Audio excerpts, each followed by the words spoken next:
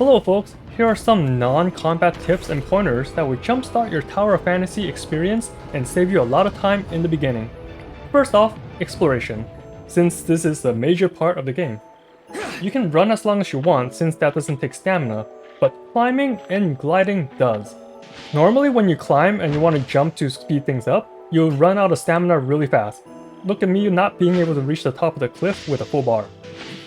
To climb faster and not worry about stamina, keep double jumping as you climb.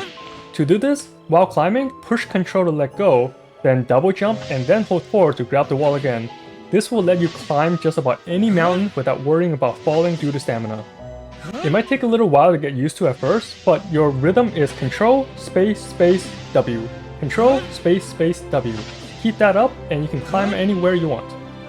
And speaking of falling, there is fall damage. You can ignore that by doing a dash or double jump while you're close to the ground, stopping the momentum of the fall and not taking damage or just taking minimal damage.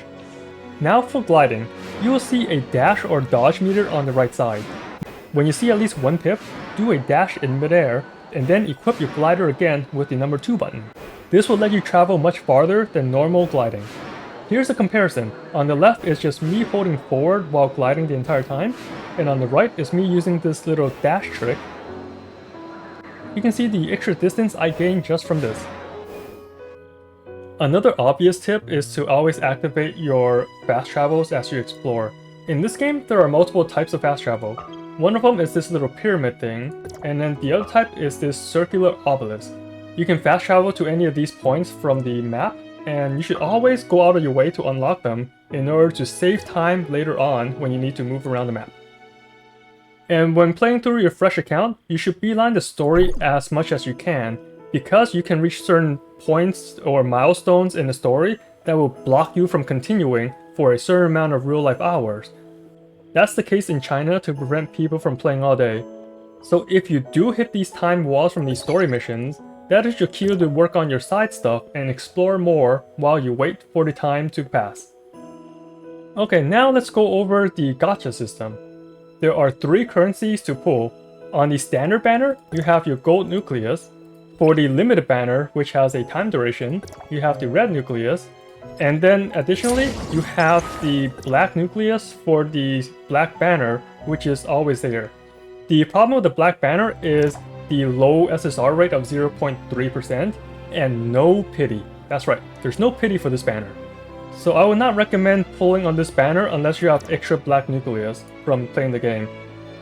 Both the standard and limited banners have a SSR rate of 0.75%, and they both have a pity at 80 pulls.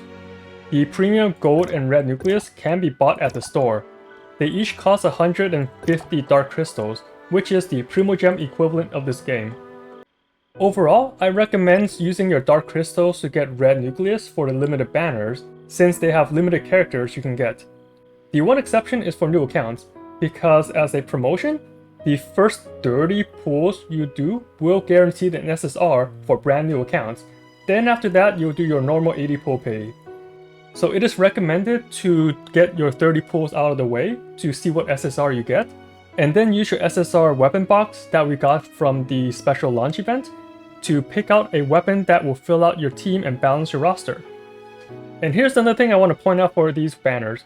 Every time you pull, you'll get black gold, or if you pull on the limited banner, you'll get flame gold. The flame gold will become black gold after the banner goes away. But what are these used for? Well, they're used to get consolations or copies of your weapon. The regular black gold can be used to buy copies of weapons that you've already gotten, but you do need to have unlocked it in the first place. It'll cost 120 black gold to get 1 consolation, but this is a way for free-to-play characters to eventually max out and get 6 stars or 6 consolations on the weapon that you like. The exception to this is the limited banner, where you get flame gold instead. The difference with flame gold is you can actually use it to purchase the limited weapon that you did not get yet. So if you end up doing 120 pulls on the limited banner with your red nucleus and was unlucky and not get the rate of character, you can still use the flame gold that you got to buy the character. But do remember that the flame gold or the special gold will be converted to black gold after the event disappears.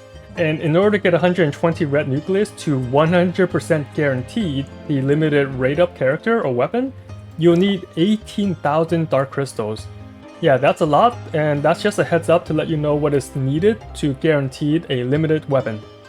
With all that said, what I'm planning to do is to get 30 pulls from the gold nucleus in order to get my first SSR, and then with all the promotional events and bonuses, I'll see if we have enough currency to get 120 pulls of this to get Nemesis if I really want her, or I can just save up for 80 more pulls with the standard banner and get my second SSR.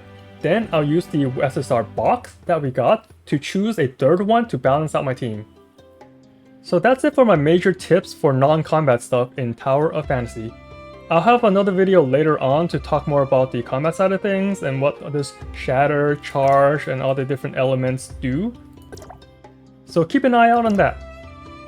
For now, thanks for watching and have fun exploring the new world of Tower of Fantasy.